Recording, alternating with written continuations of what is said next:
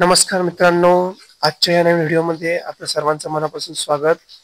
HSRP number plate म्हणजेच हाय security registration plate ही आपण घर बसल्या कशी ऑर्डर करू शकता आजच्या आपण या व्हिडिओमध्ये बघणार आहोत. आणि आता रजिस्ट्रेशनची डेट ही जी 15 ऑगस्ट होती ती आता वाढवून सरकारने 30 नोव्हेंबर पर्यंत केली आहे. तर त्याचप्रमाणे तुम्ही हा व्हिडिओ बघून घर बसल्या आपण आपल्या गाडीची नंबर प्लेट ही कशी ऑर्डर करू शकता हे बघूया. चला तर मग व्हिडिओ सुरू करूया. तुम्हाला गुगल वरती यायचंय. गुगल वरती आल्यानंतर तुम्हाला HRSPMH zone2.in हे तुम्हाला टाईप करायचंय आणि हे टाईप करून तुम्हाला वेबसाईट ओपन करायचंय. वेबसाईट ओपन केल्यानंतर तुम्ही ते बघू शकता. तुम्हाला जी पुढची विंडो येईल त्यामध्ये तुम्ही ते बघू शकता. अप्लाय फॉर HSRP यावर तुम्हाला करायचंय. यावर क्लिक केल्यानंतर तुम्ही बघा पुढचं तुम्हाला विंडो येईल. यामध्ये तुम्हाला रजिस्ट्रेशन नंबर, त्यानंतर तुमचा गाडीचा चेसी नंबर, त्यानंतर इंजिन नंबर आणि मोबाईल नंबर हे तुम्हाला सर्व टाकून घ्यायचे. तर माझ्या केसमध्ये मी सर्व टाकून घेतोय. माझ्या केसमध्ये सर्व टाकून घेतलंय. तुम्ही बघू शकता मी माझ्या केसमध्ये रजिस्ट्रेशन नंबर टाकलाय, चेसी नंबर, इंजिन नंबर आणि माझा मोबाईल नंबर या तिन्ही गोष्टी मी कस्टमर टाकून घेतलंय. नंतर व्हॅलिडेट बटनावर तुम्हाला क्लिक करायचंय. व्हॅलिडेट केल्यानंतर तुम्ही बघू शकता पुढची तुम्हाला विंडो येईल. त्यामुळे तुम्हाला पूर्ण तो डाटा दाखवेल. त्यामुळे तुमचा व्हेकलचा टाईप कुठला आहे, स्कूटर आहे की मोटरसायकल आहे, तुमची गाडी ऍक्टिवा, प्लेजर, अजून दुसऱ्या कुठल्या टाईपच्या स्कूटी असतील ते स्कूटर मध्ये येईल. अदर तुमचे जर व्हेकल असतील तर तुमच्या बजाज असेल, TVS असेल, होंडा असेल तर तुमच्या मोटरसायकल टाईप मध्ये येते. माझी मोटरसायकल निवडतोय. ते व्हेकल मॉडेल, तुमचं व्हेकल मॉडेल कुठलं आहे, माझ्या केसमध्ये मी लाभार्थीचं व्हेकल मॉडेल टाकून घेतोय. तुम्ही तुमच्या केसमध्ये टाकून घ्या. मी माझ्या केसमध्ये इथं व्हेकलचा मॉडेल नंबर टाकलेला आहे. तुम्ही बघू शकता तुमचं खाली तर रजिस्ट्रेशन डेट आलेलं व्हेकलची. तुम्ही तुमच्या RC बुक वरती चेक करू शकता, मॅच करू शकता की तुमचं टाकलेला जो डाटा आहे तो बरोबर आहे की नाही. तुमचं व्हेकलचं जे फ्युअल आहे ते कुठलं पेट्रोल डिझेल तुम्ही चेक करू शकता. टू व्हीलरच्या केसमध्ये पेट्रोलच असतं. आणि तुमची व्हेकल भारत स्टेज नॉर्मच्या कुठल्या स्टेजला आहे तुम्ही ते नेक्स्ट या बटनावर क्लिक करायचंय.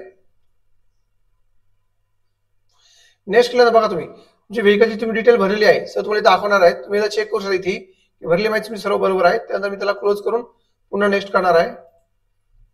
बघा तुम्हाला इथं ऑनरचं नाव, फर्स्ट नेम आणि लास्ट नेम टाकायचंय आणि त्यानंतर ईमेल आयडी. तर ईमेल आयडी मॅन्डेटरी नाहीये, तुम्ही टाकला तरी चालेल, नाही टाकला तरी चालेल.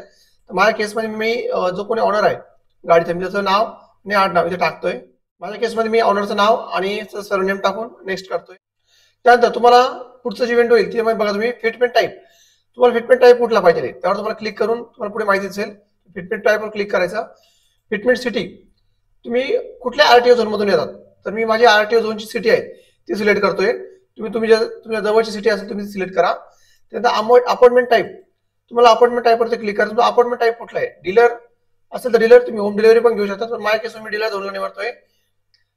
डीलर निवडला तुम्हाला पुन्हा ऑप्शन येईल नेक्स्टचं, त्यावर तुम्हाला क्लिक करायचं. तुम्हाला इथे अमाऊंट पण दिसेल, तुम्हाला टू व्हीलरसाठी किती पैसे पेड करायचे. त्यामुळे माझ्या केसमध्ये माझी अमाऊंट दिसते. मी नेक्स्टवर क्लिक करतोय. बघा नेक्स्टवर क्लिक केल्यानंतर तुम्हाला पुन्हा तुमचा डाटा पूर्ण दिसेल. इथेच तुम्ही कोणत्या डीलर कुठल्या झोन मधून निवडलाय, कुठल्या RTO झोन मध्ये बसताय, तुमचा रजिस्ट्रेशन नंबर, चेसी नंबर आणि तुमचा इंजिन नंबर पुन्हा दिसेल. त्यात तुम्हाला चेंज करा, तुम्ही एडिटवर जाऊन पुन्हा एडिट करू शकता. तर तुम्हाला माहिती काय बदलायची असली यातली तर तसं तुम्हाला काही बदलायचं नाही, माझं बरोबर आहे तर मी नेक्स्ट वरती क्लिक करतोय. ठीक आहे. तुम्हाला फिटमेंट सेंटर, तुम्ही मी जे RTO झोन निवडलाय तर तुम्हाला फिटमेंट कुठल्या सेंटरमध्ये बघा तुमचं RTO सेंटर आलेलं आहे. पण त्यामध्ये तुम्हाला तुमची डेट निवडायची, तुम्हाला कुठल्या डेटला तुम्हाला जायचंय. तर मी माझ्या डेट निवडतोय. तर मी माझ्या याच्यामध्ये निवडलाय. तर माझ्या याच्यामध्ये ह्या डेटला ह्या मंथमध्ये फक्त 2च डीलर खाली दिसत आहेत. तर मला इथे जमणार नाही तर मी दुसरा डीलर निवडतोय. तर मी नेक्स्ट मंथ मध्ये चॉईस करणार आहे. तुम्ही त्या प्रकारे चेक करू शकता. तुम्हाला सोयीस्कर हिशोबाने जवळ असेल तर तुम्ही फिटमेंट साठी ते निवडू शकता. तर माझ्या केसमध्ये बघा मी सप्टेंबर मध्ये हे लोकेशन माझं जवळच आहे ते मी सिलेक्ट करतोय.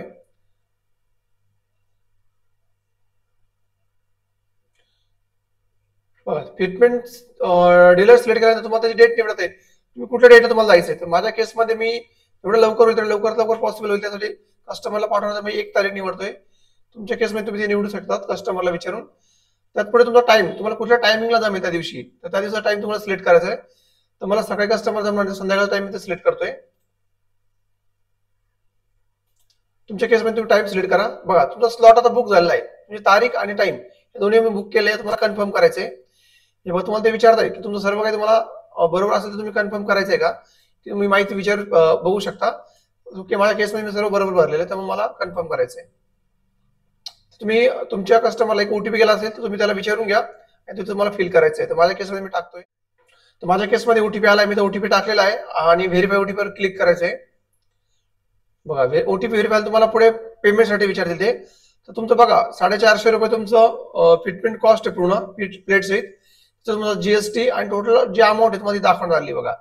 तेव्हा तुम्हाला तुम्ही जे मोड निवडणार तेव्हा तुम्हाला पेमेंट किती किती अजून एक्स्ट्रा लागणार आहे ते गेटवर पण त्यांनी पेमेंट डिडक्शन इथे दिलेले आहे. तुम्हाला पे नाव क्लिक करायचंय.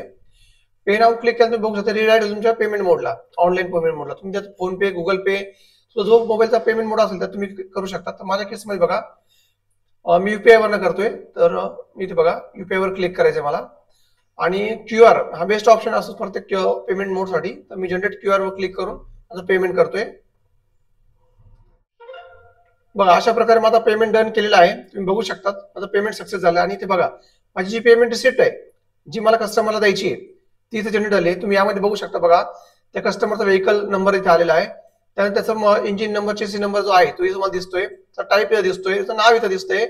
आणि ज्या डीलरकडे जाऊन तुम्हाला जे प्लेट फिटमेंट करायची आहे, फ्रंट आणि रिअरची जी नंबर प्लेट फिट करायची त्याचा पूर्ण ऍड्रेस आणि त्याचा कॉन्टॅक्ट नंबर आणि त्याचबरोबर तुम्ही जी तारीख बुक केली ती तारीख आणि तो टाइम हे सर्व इथं आलेलं आहे. आणि त्याचबरोबर तुम्ही जे पेमेंट जे केलंय ते तुम्हाला खाली दिसतंय.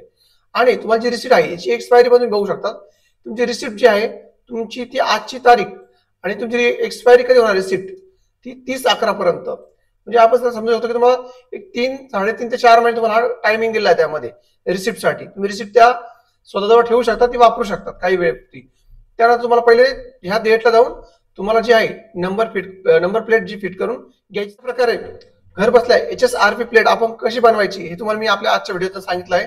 तर नक्कीच आपला हा व्हिडिओ तुम्हाला आवडला असेल तर आपल्या मित्रांना नक्कीच शेअर करा आणि व्हिडिओला एक लाईक आणि चॅनल सबस्क्राईब नक्कीच करा. धन्यवाद.